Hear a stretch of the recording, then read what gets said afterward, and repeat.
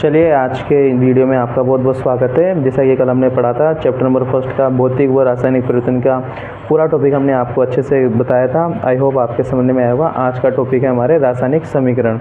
तो देखिए, रासायनिक समीकरण किसी भी रासायनिक अभिक्रिया में तत्वों या यौगिकों को उनके अणुसूत्र व प्रतीकों के रूप में लिखना ही क्या कहलाता है? रासायनिक समीकरण कहलाता है। जो समीकरण प्राप्त होती है उसे अपन रासायनिक समीकरण कहते हैं। किसी भी रासायनिक अभिक्रिया को सरलतम रूप में प्रदर्शित करना ही रासायनिक समीकरण कहलाता है। कैसे? फॉर एग्जाम्पल मैं आपको समझाता हूँ। देखिए, जैसे कि आपको कह दिया एक कार्बन प्लस ऑक्सीजन और क्या बन गया अपना CO2। अब ये क्या है? ये तत्व है, ये अणुसूत्र है इसका, और ये प्रतीक वगैरह है। तो देखो, कार्बन का अपने क्या लिखा है? यहाँ पे प्रतीक लिखा, अपने क्या लिखा है? यहाँ पे अणुसूत्र लिख लिया, और यहाँ पे भी इसका अणुसूत्र लिख लिया। तो किसी भी तत्व यौगिकों को उनके अणुसूत्रों को प्रतीकों के रूप में लिखना, निरूपित करने पे जो समीकरण प्राप्त होती है। अब ये समीकरण प्राप्त हुई तो इस समीकरण को अपन क्या बोल देंगे? रासायनिक समीकरण बोल देंगे। क्या बोल देंगे? रासायनिक समीकरण बोल देंगे इसको अपन। चलिए आगे देखते हैं। रासायनिक परिवर्तन में तत्वों के प्रतीक। अब प्रतीक क्या? जैसे कार्बन का क्या होता है प्रतीक? C, ऑक्सीजन का O। प्रतीक यहाँ अभिकारकों, अभी अभिकारकों को भी समझाएंगे। अभिकारक क्या होते हैं समझ लीजिए आप पहले, कि जैसे कि एरो के निशान के जो इधर वाले दोनों चीज़ें हैं, ये सब क्या कहलाते हैं? अभिकारक या क्रियाकारक, इनको अपन बोलेंगे क्या।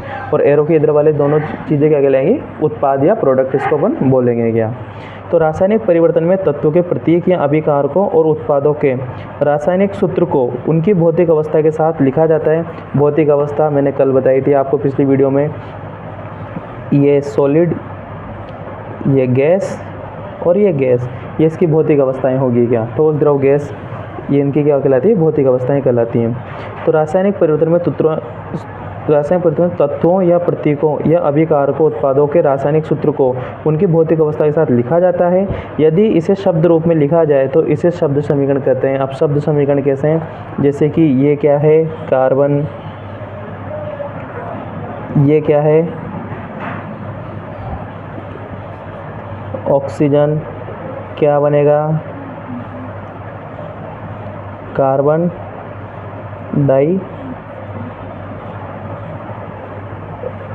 डाइऑक्साइड बन जाएगा। C प्लस O2 क्या बन गया? CO2। तो ये तो है आपकी रासायनिक समीकरण।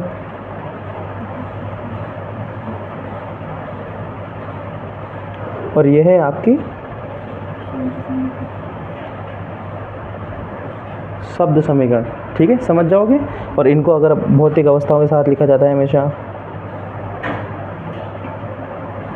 चलिए, अब एक एग्जाम्पल है आपके पास नीचे कि भाई मैग्नीशियम की रिबिन को ऑक्सीजन की उपस्थिति में जलाया जाता है तो वह श्वेत चमकदार लौ के साथ जलता है। लौ का मतलब होता है ज्वाला के साथ जलता है, और अंत में मैग्नीशियम ऑक्साइड का चूर्ण या राख अपन को प्राप्त होती है। अब देखना क्या बोल रहा है वो, कि भाई मैग्नीशियम की रिबिन को, अब मैग्नीशियम क्या होता है?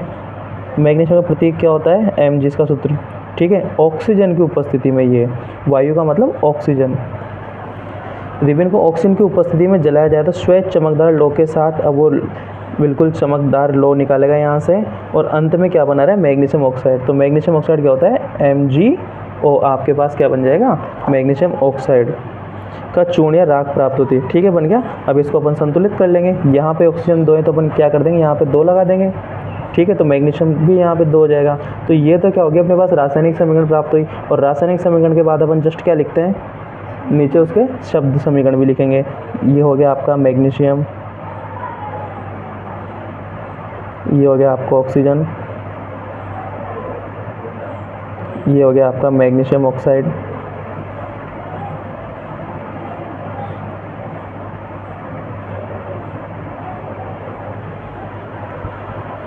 ये मैग्नीशियम ऑक्सीजन, और ये मैग्नीशियम ऑक्साइड हो गया आपके। इस प्रकार से तो ये होती है रासायनिक समीकरण।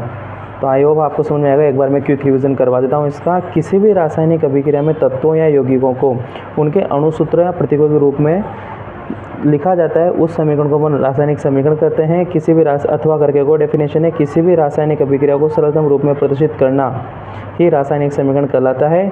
रासायनिक परिवर्तन में तत्वों या प्रतीकों या अभिकारकों और उत्पादों के रासायनिक सूत्र को उसकी भौतिक अवस्था के साथ लिखा जाता है।